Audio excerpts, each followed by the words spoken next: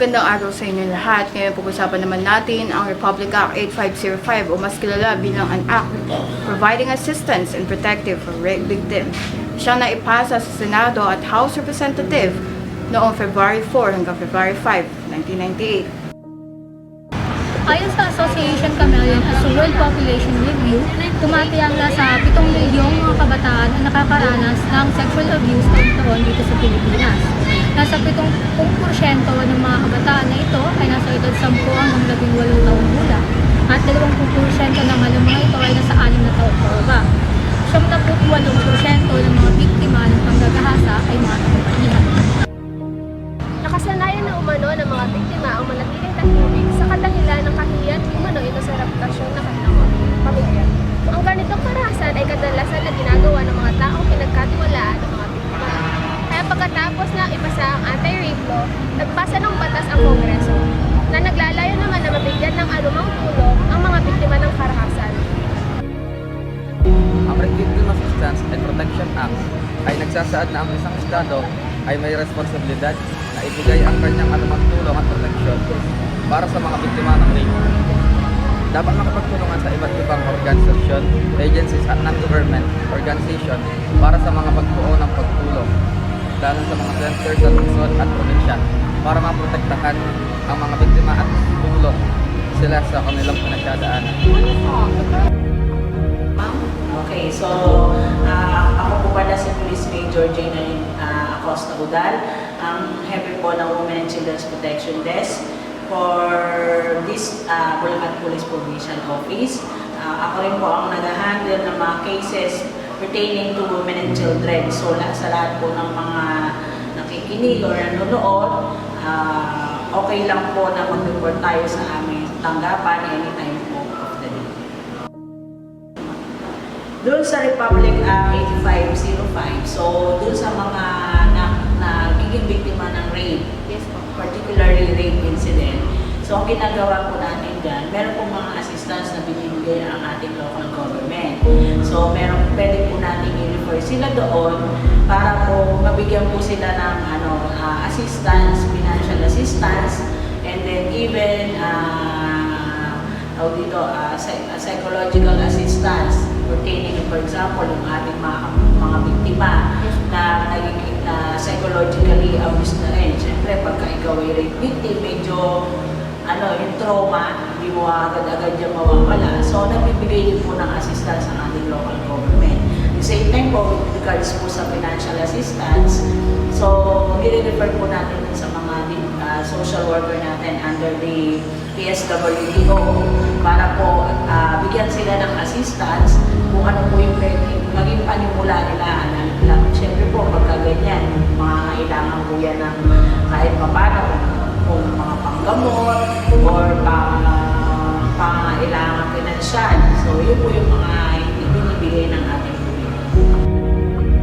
Dito sa amin, sa Women and Children's Protection Desk, ang talagang binibigay namin ng assistance dyan is ipa-realize dun sa mga biktima na although nangyari sa kanila yun, siyempre alam naman natin na ang rape ay isang trauma talaga yan, lalo-lalo na sa mga bata na nagiging biktima nito.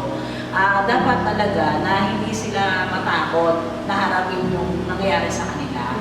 Kasi minsan may mga rape victims tayo na kapag talaga nangyari na yun, parang iniisip nila, ito na ang mundo. No? So, ang pagpapaliwanag namin sa mga biktima ng rape, mga rape victims natin is huwag silang matakot na sumubok ulit sa buhay. Kasi hindi naman ibig sabihin na naging biktima ka ng pang-aabuso, yung magiging katapusan na to ng buhay mo. So, minsan nga, ina-advise ko kapag may mga biktima kami, kahit hindi rape incidents, any sexual abuse, or lagi ko sinasabi, pagka nakagraduate ka ng college, lalo-lalo na kung mga minor pa yan, magpulis ka, para in case na dumating yung araw na naging pulis ka na, at least kaya mo nang ipagtanggol yung sarili mo. So, yun yung mga binibigay namin encouragement. Kasi, ang kailangan nila, encouragement talaga, na magpurso sa buhay. Kasi, mga lito yan. Kasi, siyempre, minsan, yung mga biktima na tayo na, although alam naman natin na sila yung naging pumasok sila sa lugar na yun na alam nilang pwedeng mangyayari sa kanila yun. Pero hindi natin pwedeng isisi palagi yun sa biktima na o kasalanan mo yan kasi nagsusuot ka na maiksing damit. O, di ba? Kasalanan mo yan kasi umiinom ka, kaya ka na rin. No. Kasi hindi mo na pwedeng, hindi mo na pwedeng sabihin sa kanila yun. Hindi mo na pwedeng sabihin na sisihin sila sa nangyari kasi biktima na sila. Ang kailangan nila yung pag-intindi, pagkalinga at pangunawa.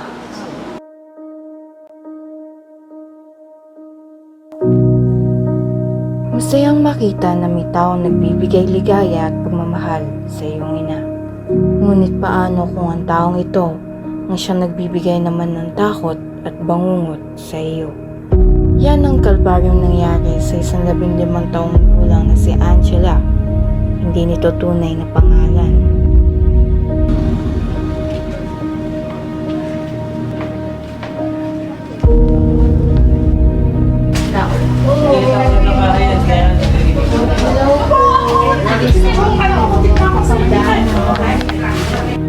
Mabait at masayahing bata si Angela. Payapa ang kanyang buhay sa maliit na apartment dito sa Bulacan, kasama ang kanyang ina na si Ana. Hindi nito tunay na pangalan at isang solo parent. So, paano po si Angela bilang nag-iisa niyong anak? Mabait pong bata yan, masayahin din po. Pag wala nga po ako sa bahay, siya na po yung nag-aasikaso, nagluluto ng pagkain para pag uwi ko, sabay daw kami kakain. Nung nag-aaral po ba siya? Ano po ba ang grade niya? Opo, grade 10 na po. Masipag din po mag-aral yung anak ko. Pagka nga po uwi ako galing trabaho, naabutan ko siya na nag-aaral. Balita ko, magaling ka daw sa eskwela niyo. Opo, sumasali po kasi ako nun palagi sa mga contest and lagi po ako nasa top dati. Pero pumapasok ka na hanggang ngayon? Opo, kasi po simula nung dumating si Tito sa bahay, gusto ko na lang pong palaging pumasok kahit po wala kaming pasok. Isang araw, umuwi si Ana galing trabaho kasama ang kanyang nobyo. Noong una ay dumadalaw-dalaw lang ang lalaki sa bahay hanggang sa napagpasyahan na nitong tumira kasama ang mag-ina. Naisa niyo po nakilala yung lalaki? Sa internet ko lang po siya nakilala. Matagal na po kayo nun? Isang buwan na din po mahigit. Paano po ba siya sa inyo ng mga una-una para po ma-desisyon niya na mag-live-in na kayo sa isang bahay? Okay naman po siya sa amin nung unang buwan na nakasama namin siya sa bahay. Maganda po yung pakikisama niya sa amin. Naging parang tatay pa nga po siya sa anak ko. Kaya hindi ko po lubos na maisip na magagawa niya po yun sa anak ko.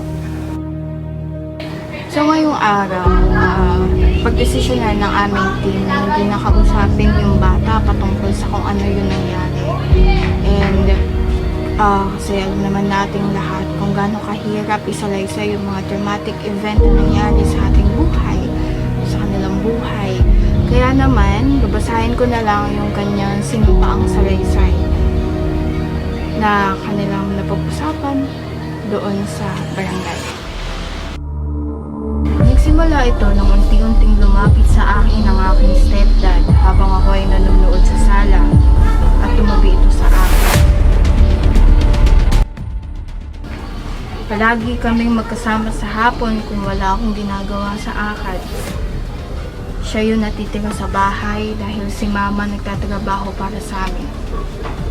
So, bali dito, naiiwan yung stepdad niya sa kanilang bahay dahil walang trabaho yung stepdad. Yung nanay niya nung yung talagang kumakayod para sa kanilang dalawa. Una ay parang hinahawi-hawi pa niya yung legs ko. Binabaliwala ko ito. Pero nung huli ay pinersa niya ang katawan niya sa akin. At nung sisigaw na ako ay nagbantaan niya akong papatayin niya ako at ang aking nanay.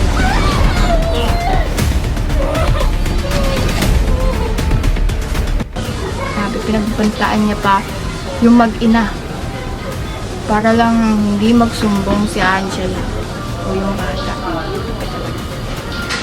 Na sinabi niya iyon ay hindi na ako kumawala pa dahil hindi ko alam ang mararamdaman ko kung sasaktan niya si mama. sobrang hirap. Tila mawawalan ako ng malay nung pinasok niya sa akin ng ari niya. Dahil sa sobrang sakit at nakatakip pa ang kanyang kamay sa aking bibig. At pinagbabantaan na kung magsusumbong ako ay malalagot kami sa mama ko. Hindi pa natapos ang aking paghihirap dahil ilang beses niya ito inulit-ulit. Hindi ko alam kung kanino ko manghihingi ng tulong dahil iniisip ko pagbabanta niya, napapatayin niya daw kami. Tapos isang gabi, habang ginagalaw niya po ako, biglang bumukas yung ilaw. Dumating na po si mama. Anong ginagawa niyo dyan? Tapos nakita niya nakapatong sa akin yung stepdad ko o si tito niya. Grabe yung mga nangyayari sa bata na to. Humingi ang aming team ng ilang kalinawan sa profesional sa ganitong sitwasyon tulad ng kaso ni Angela laban sa kanyang stepfather.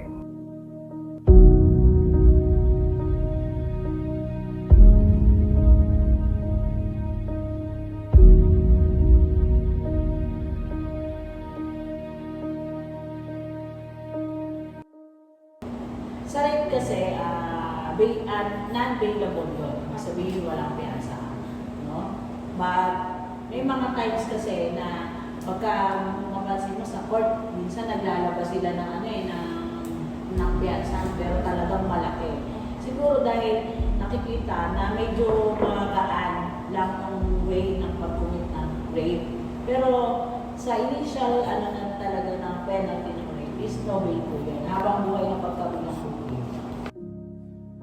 Ang rape kasi pwede mong isang kayo within 10 years. No? O kung meron mang talagang mahigit pa. So, depende po yan sa case-based basis. But, sabi ko nga po, kailangan with evidence. No? Kung may evidence tayo na napapatuloy na talagang ikaw ay nakaranas ng pang-abuso. Kaya lang kung may mga sub-instances na ang biktima ng rape natin ay mismong ang perpetrator ay kasama nila sa bahay. So, I do suggest na kung hindi nila kayang magsabi sa kanilang magulang, kung sino yung mga pwede nilang pagkatiwalaan or yung mga kakilala nila na maaaring makaintindi sa kanila with regards dun sa pangyayari nila. So, malaking bagay din po na kung halimbawa meron silang kaibigan, guro sa eskwelahan, so yun po yung mga malapit sa kanila na pwede nilang pagsumbungan ang pangyayari. Yes! Especially kung ang biktima ay minor. So because ano talaga yan, pinaprioritize natin yan because doon pa lang sa salaysay ng biktima, malalaman na natin kung talagang siya ay na-rape. At the same time, meron pa siyang evidence, the genital examination result. Pambili ka ba? Hello po, Nay. Hello po, Angela. Kumusta po kayo? Hello po. Kumusta ka, Angela? Kami ay representatives ng DSWD. Nandito kami para bigyan ka ng konting assistance. Handa kami na tulungan ka. Liwanag ang nagtapo sa madilim na gawain ng stepdad ng batang ito. Nabigyan man ng hustisya ay hindi pa rin mawawala ang madilim na karasan sa buhay ni Angela.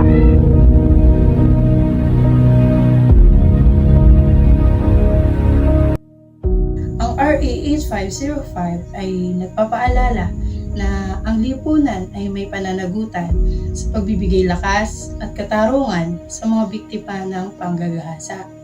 Bagamat malayo pa ang kailangang tahakin upang ganap na may patupad ang batas at maalis ang stigma, mahalaga ang patuloy na pagtutulungan ng pamahalaan, mga NGOs at mamamayan upang tiyakin na walang sino man ang naiiwan o napapabayaan.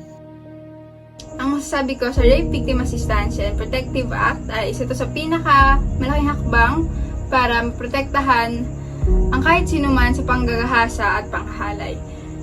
Isa to sa pinaka magandang law para mabigyan ng hustisya ang mga nagahasa o ang mga nahalay.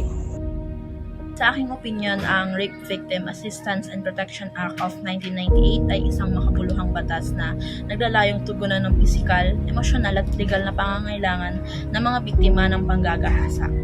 Mahalaga ito sapagkat nagbibigay ito ng masusing proteksyon at suporta na karaniwang kinakailangan ng mga biktima upang muling makabangon mula sa trauma. Gayunpaman, naniniwala akong may puwang pa para mapabuti ang pagpapatupad nito, lalo na sa pagpapalakas ng kaalaman ng publiko tungkol sa karapatang nakapaloob dito at sa pagbibigay ng mas mabilis at abot kamay na serbisyo sa lahat ng biktima, anuman ang kanilang kalagayan sa buhay.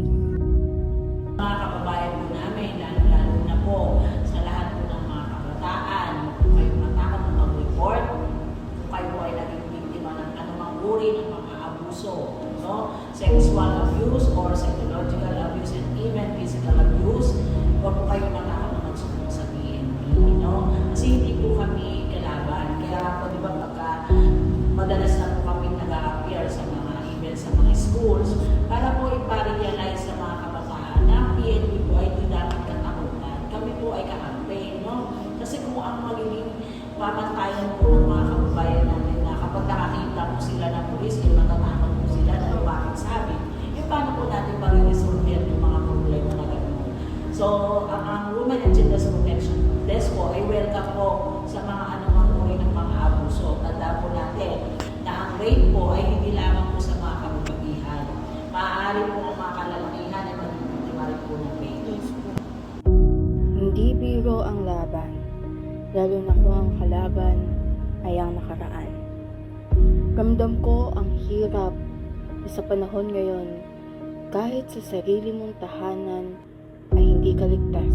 Ngunit hanggat may mga taong lalaban para sa karapatan at katarungan, hanggat may ahensyang tutulong para makamit ang hustisya, hanggat may mga batas na siyang poprotekta sa mga biktima, alam kong hindi pa huli ang lahat. Hiling ko na sana ay humilom ang sugat ng nakaraan. Sana ay hindi tuluyang mabundi ang ilaw ng kanilang kinabukasan. Ako po si Dana Marie at ito po ang Siyasat.